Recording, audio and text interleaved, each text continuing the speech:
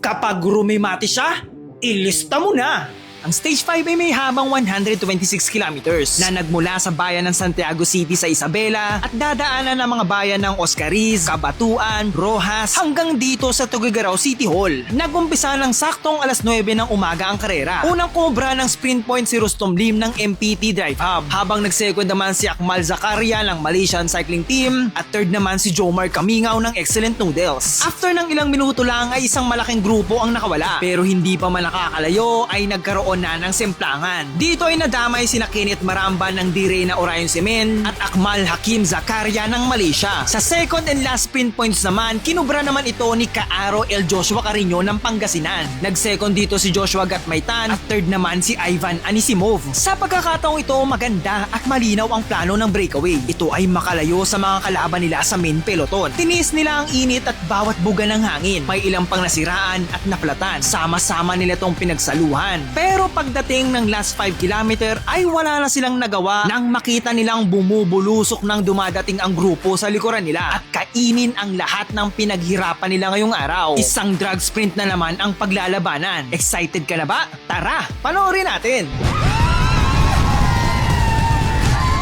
Dito sa last 500 meters, dalawang Malaysian rider ang nagtitimon sa grupo. Pero hindi nila alam, nag-aabang lang pala sa likod na parang leon itong si Ivan Anisimov. At hindi rin naman magpapahuli ang kamikaze move na si Ryan Tugawin dahil bantay sarado niya ito. Pero sa ganitong distansya, tulad ng nangyari kahapon kapag rumimati na si Ivan Anisimov, ay ilista mo na!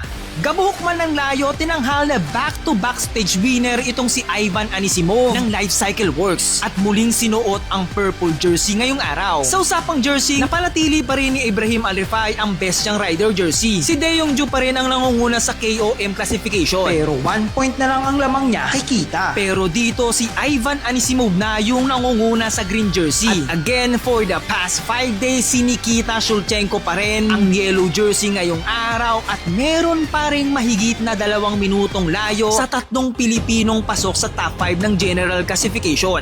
9 na stage pa ang natitira at wala pa tayo sa matatarik na ruta. Kakayanin pa kaya ng mga Pilipinong makahabol? Ang stage 6 ay isang napakahabang 228 kilometers na ruta na magmumula dito sa Tuguegarao City hanggang sa tuktok ng Luzon sa Pagudpod. Sa tingin nyo, sino ang mananalo dito? Comment nyo naman sa ibaba.